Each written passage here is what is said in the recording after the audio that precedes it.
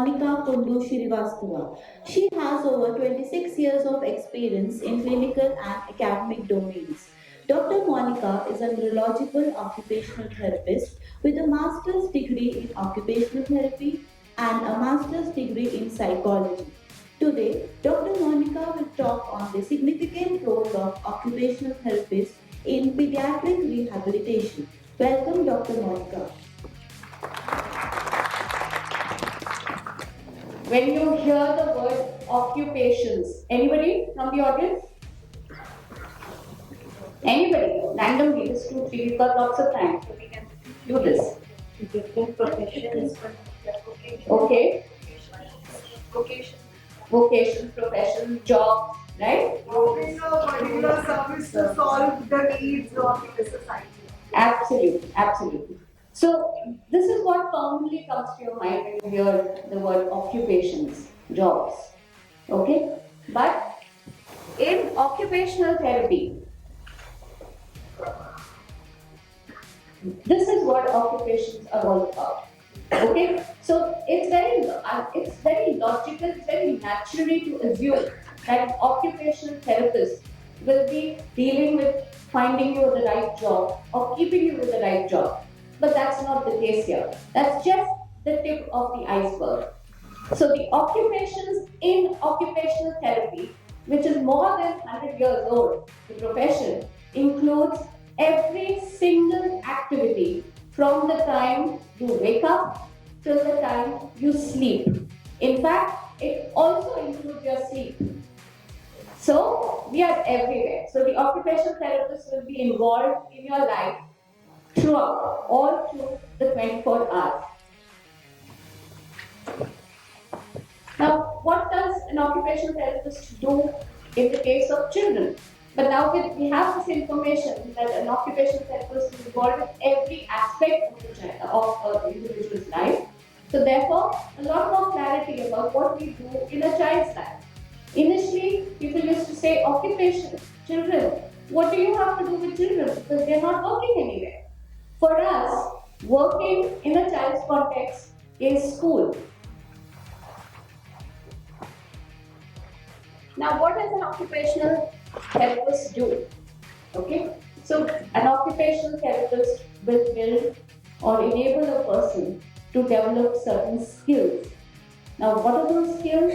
Those skills would include anything from gross motor to fine motor to cognitive perceptual skills, the works.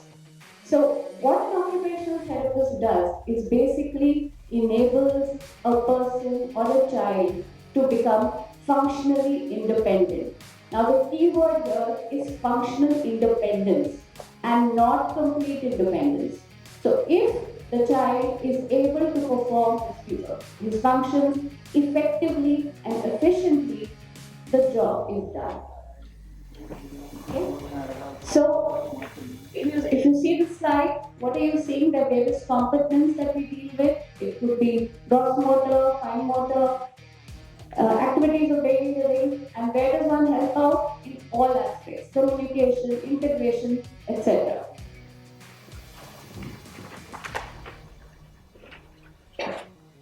Now, this is a very important slide. In fact, this forms the basis of any management. When does a child get referred to an occupational therapist? The most obvious in a school setup is academic concerns. So, if the child is not performing well in class, the teacher will bring it to the notice of the counselor, and the whole process will follow, as Dr. Jyotsna has explained. Now, I'm going to show you something. Either 6 or 9. Okay, one answer. 6 and 9. Okay, so is anybody wrong? No. So perceptions differ. Correct? Now, just because somebody has said 6 doesn't mean that the person is wrong. Somebody has said 9, that just means somebody is wrong.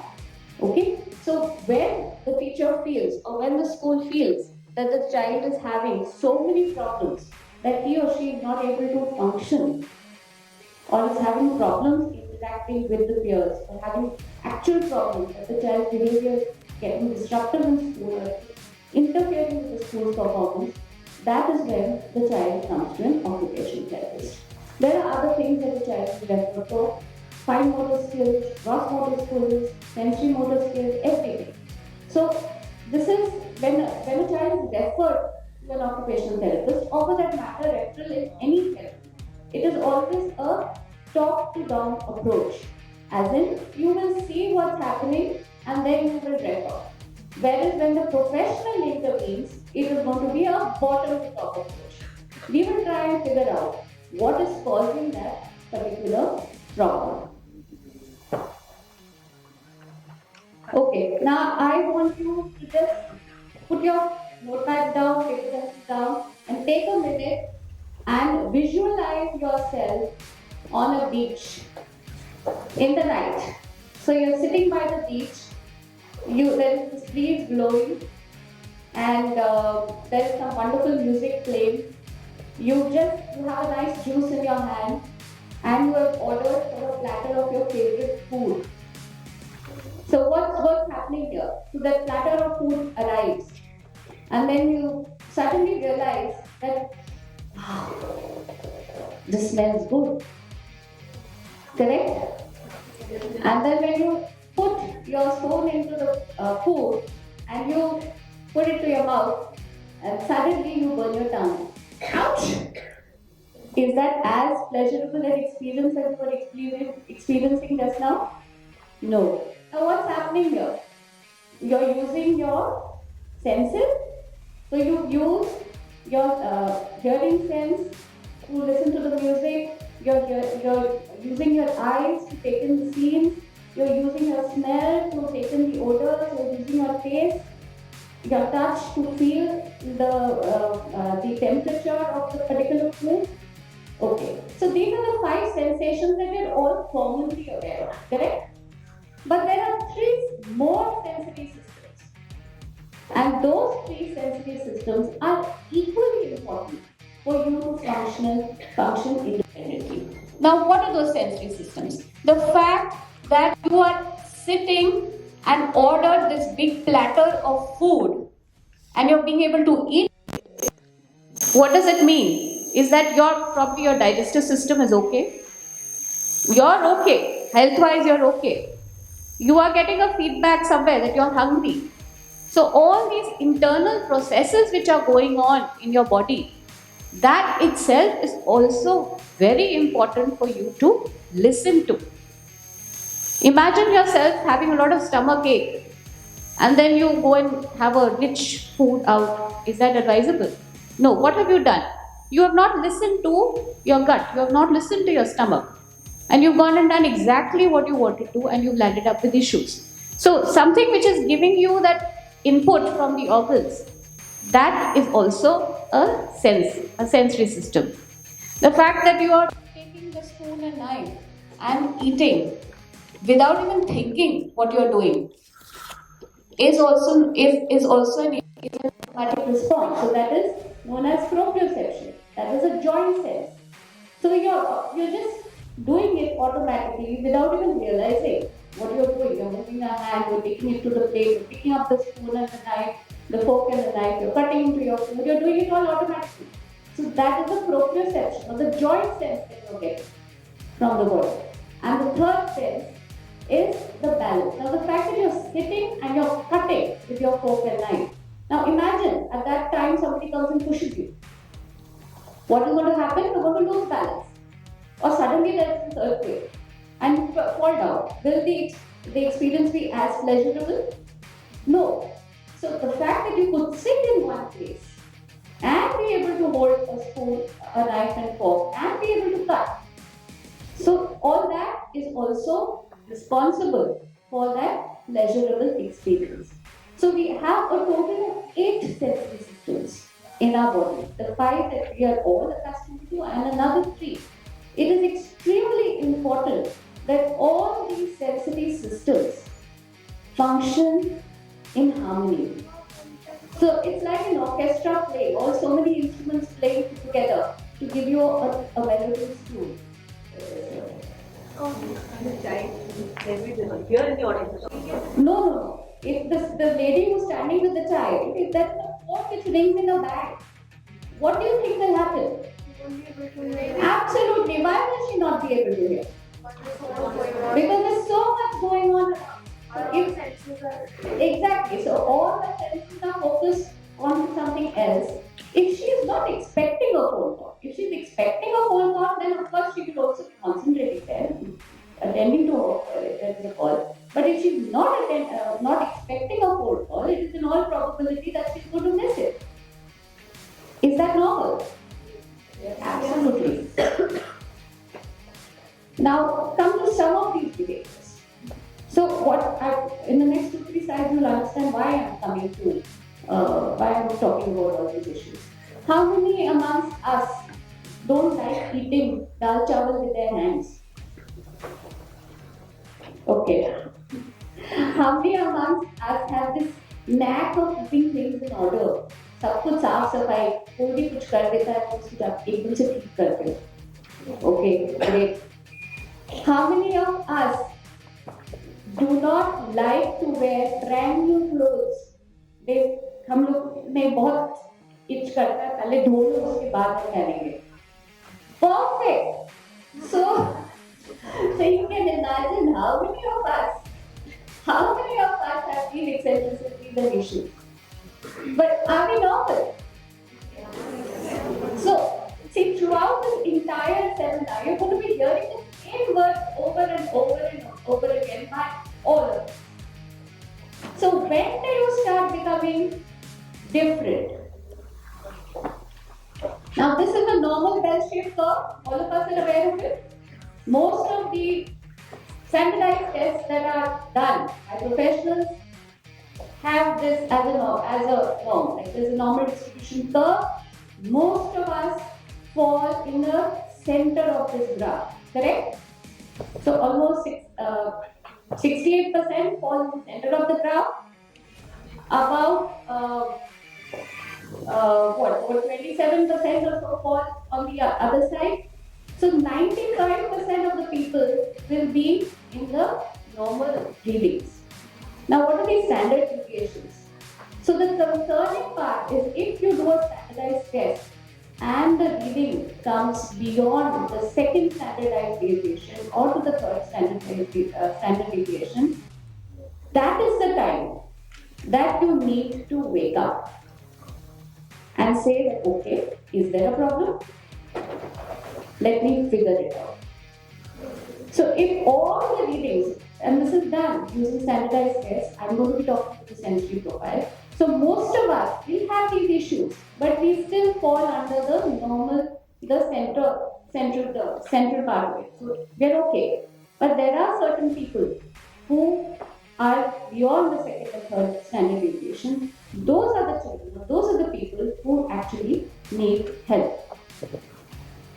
So once you do a sensory profiling, so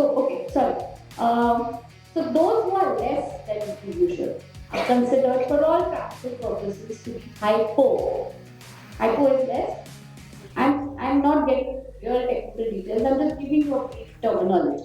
Those who are more than the others are considered to be hyper. It's an English term. It's nothing to do with occupational therapy or anything. It's an English term. Hypo means less, hyper means more. Are you with me till this point of time? Okay, because it does get a little complicated. Now, there is a sensory profile that an OT does. Standardized test. You do a whole list of behaviors, you check off a whole list of behaviors, and once those behaviors are checked off, every child is put into 4 quadrants. So this is known as the sensory profiling of a child. We are not going to go into the technical details of this, but this is how profiling is done. And once the profiling is done, it is identified that the child is, say, a sensory seeker. That means goes, as Dr. Priya said, goes and touches everybody. So that is how you will plan your treatment. Now, before we go on to the actual treatments, let me just put some facts out there. Occupational therapy, we are talking about sensory system here. Remember, we haven't even gone to cross-motor and fine motor. We are still at sensory systems. Because this is the foundation block, this is the absolute lowermost block that we need to work with. It is only after that that you proceed upwards. So, the sensory diet that an occupational therapist will prescribe to a child will depend on which quadrant the child falls into. Now, through the other slide that I want to show you, you will find a lot of this equipment is used for children with hypo and hyper. So you must be wondering if difference क्या है, फर्क क्या है? Now the difference is not in the equipment, it is in the way that you use the equipment. It is how you give the stimulation. For a child who is hyper, you will use slow strokes. For a child who is hypo, you will use a faster movement. You will use the same thing, but you will do it differently. So all these sensory inputs which are given to the child, that is part of something known as a sensory diet. Now, when the moment you come to the term diet, you know it is regulated. How much to do, at what pace to do. All these things are done by the occupational therapist. Okay? So you have, if the child, for example, is not able to walk, has problems walking barefoot, or doesn't feel too much of pain, maybe the child has tactile issues or touch issues. So therapy is accordingly catered. So you have various kinds of textures. Textures usually from rough to smooth. As far when you're talking about starting therapy, because a rougher texture will be easier to identify than a smoother texture. So there are protocols in place for how therapy should be done. We're not going to go into details of that, but this is just to give you an idea as to why all of these textures are there. So through these textures, through various kinds of temperature sensations that you give, through various kinds of weight sensations that you give, you are attempting to normalize a child's hypo or hyper responsiveness. Okay? So you can see sensory maps placed at different areas. So invariably, now the child is not concentrating on where he is walking. He is just concentrating on the activity at hand. So where he is walking is coming to him very naturally. So through he is focusing on the activity, he is moving through various sensations, and that is working on him at the unconscious level. The bubble pool, favorite of an occupational therapy department.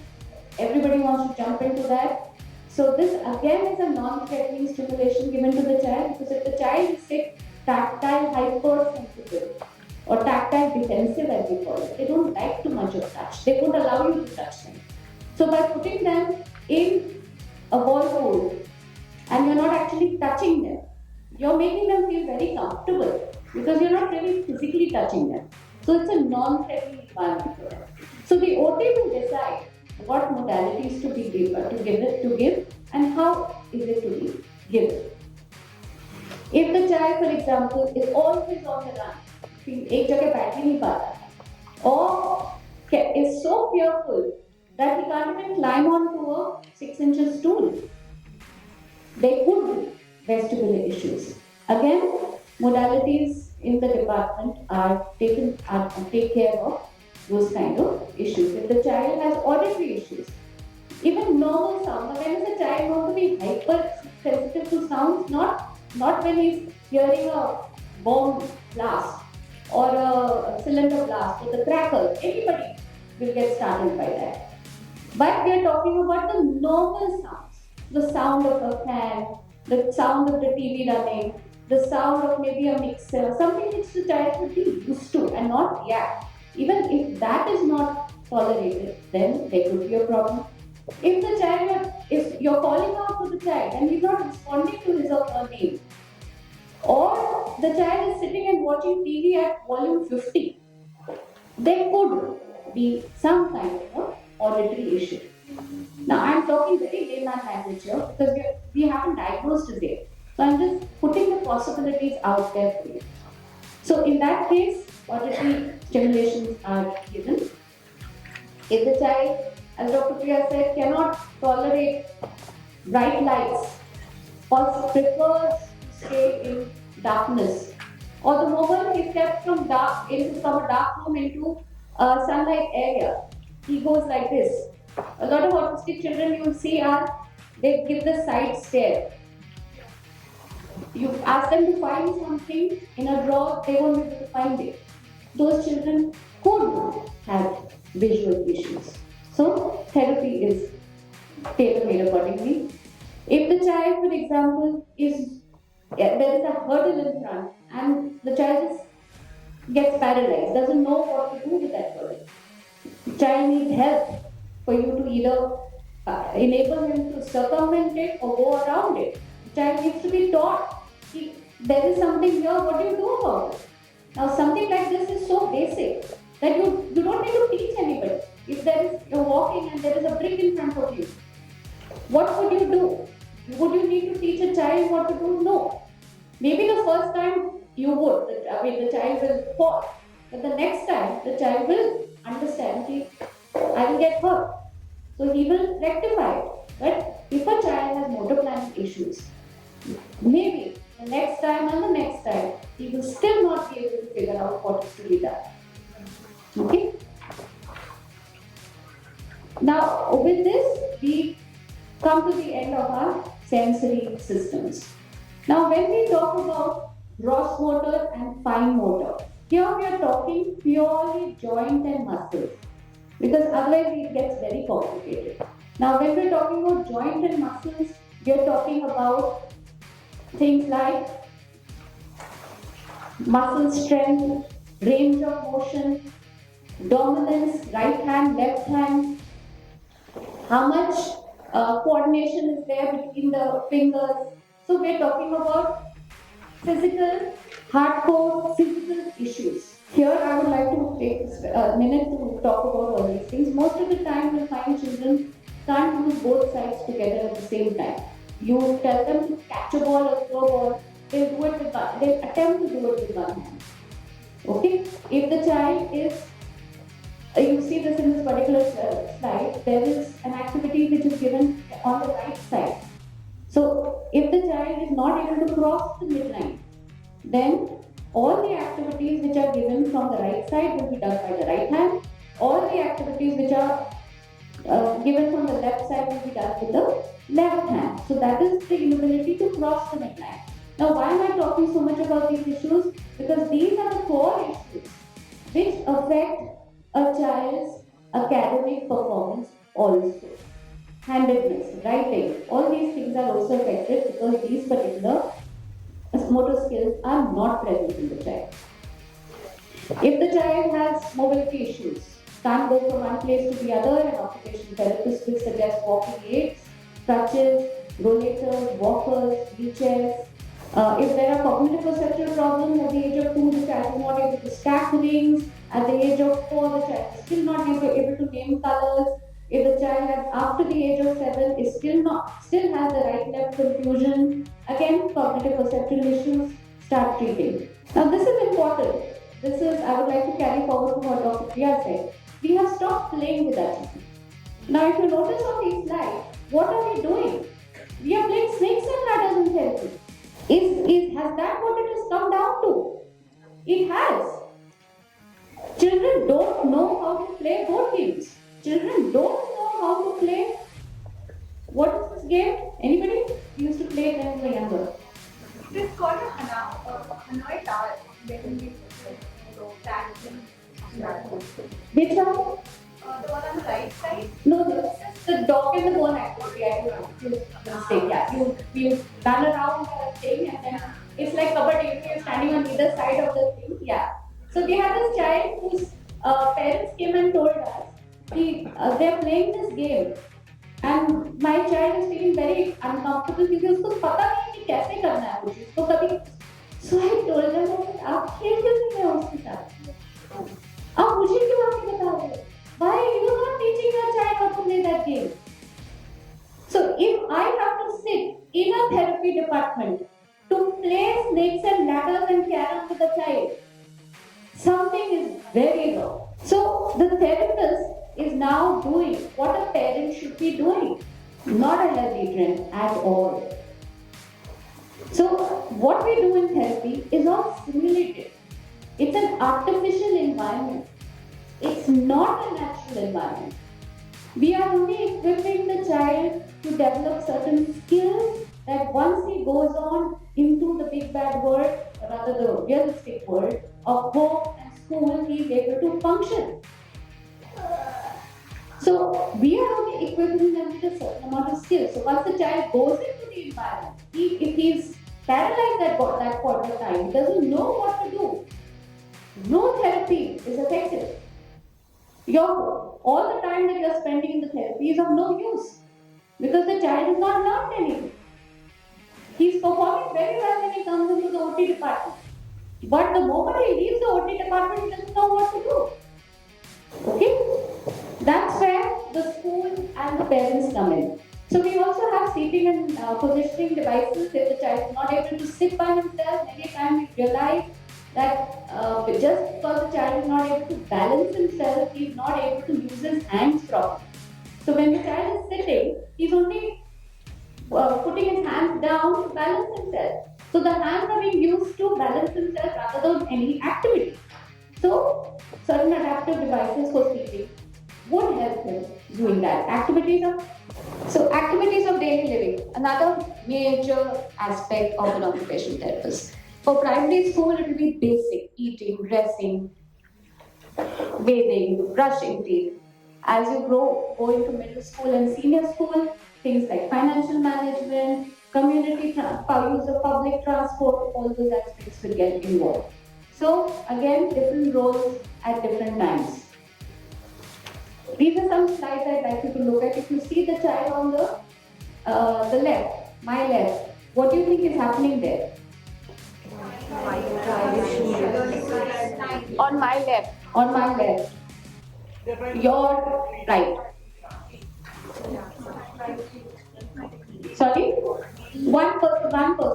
What is happening and what have we done? Trying to teach the kid to eat. Okay. So is this so? Correct. So what has happened here is the child, of course, is obviously not being able to eat by himself. The child has a problem in holding a normal spoon. So what have we done? We have modified the spoon. We have built up the handle. It's a big, thicker handle. What have we done to when the spoon is taken to the mouth? There is it has to come like this. We call it to finish. It has to be this twist in the last angle for the child to come to the mouth, the spoon to come to the mouth. The child is not able to do that. So what has happened? What have we done to the head of the spoon? We've put it at a right angle. So all the child has to do is take the spoon and bring it there. That's all. There is no twisting turning required. So these are the kind of adaptations that an occupational therapist will do if required for functional independence. What is happening on the slide to my right and your left? Yeah, so there are certain techniques which are taught. Now this is of course for small children again have become quite redundant. Now it's mostly Velcro and tips and everything. But still, there are strategies that are taught to children of how to tie shoelaces and things like that. So if required, that is also taught to a child. Now, adaptive clothing. Child goes to school, child has to go out, can't unbutton, needs to be independent to go to the toilet. What will you do? Make it easy for the child. Use elastic, use Velcro, use lips liberally. Ultimately, what is your aim? The child has to go to school and have fun and enjoy himself with the peer. If he only want to be worried about, मेरा button नहीं खुलेगा, मैं कैसे bathroom जाऊँगा? The whole purpose is being defeated. So facilitate that. Give the adaptive flow wherever is required. There are a lot of children who cannot write, so adaptive devices are given to them. Splints are given to them. On the right, we'll see this is something known as a long opposition splint. For example, for writing or any activity, you need to bring the thumb to the fingers. That's the opposition. Now, that is not possible in many cases. So, if the wrist function is not there, then you give it from the elbow. If the dysfunction is okay, then you give it from the wrist. Again, these are things that an occupational therapist will know. But there are devices. What you should know is there are devices and there are gadgets and splints which are used to facilitate fine motor activities also. It's not just exercise. You try, and if you don't succeed or it is not efficient or effective, then the last resort is to give them a device. So all that is hardcore occupational therapy. Now we are just going to talk about some general rules. Now most of the time you'll find that parents are not in a routine themselves. They're not getting up on time, they don't work on time. So if you know what to do, when to do, automatically you will be able to facilitate your child's routine. Once the child's routine is in place, 50% of the problems are taken care of. Because you know what is going to happen. The child also knows what is going to happen right now. Everybody is prepared. So this is something that I hope that the teachers will also communicate to their parents, that time management is crucial for effective therapy. Most of the time you find parents taking their children from school to work, school to therapy, back home, that's it. That is the limited exposure that the child keeps getting. What is the learning happening? Hardly. Because learning is not taking place in simulated environments. Learning is taking place in actual environments. So make your school a place where a child should learn. Encourage the parents to take the children out, give them experiences, give them multitude of exposures so that they can feel the grass on the field, their feet. They can hear the sound of birds. They can smell the flowers. Give them those exposures. Take them in autos. Take them in a bus ride. Nothing like it. Maximum what we will do, 2-3 times it will be uncomfortable. It will settle down. Give them those exposures. If you're not going to give children real life experiences as a therapist, I will not know whether my therapy has been successful or not. Because if you're always going to give the child a red carpet to walk on, then I will be a fantastic occupational therapist. I will be a fantastic psychologist. I will be a fantastic special educator. I will be a fantastic speech therapist. But that's not the aim. The aim is to put the child out there, allow him to face the challenges, and then help the child and the parent face those challenges along with him. Family most important, again, something that I want to keep hearing throughout the seminar. Keep your parents completely clued up as to what you are doing, because if the child even comes to the therapist 1 hour every day, the rest of the 23 hours is at home and is in school. So if they say, okay, हम therapy करा रहे हैं, that is not the beginning and end all, because maximum amount of time is being spent at home and the second most important time is being spent in school. So the parent and the teachers have a bigger role to play than professionals like us. So that is my takeaway for today. And the takeaway for today's session 1 is let's discover our children's abilities before we label their disability. Thank you so much.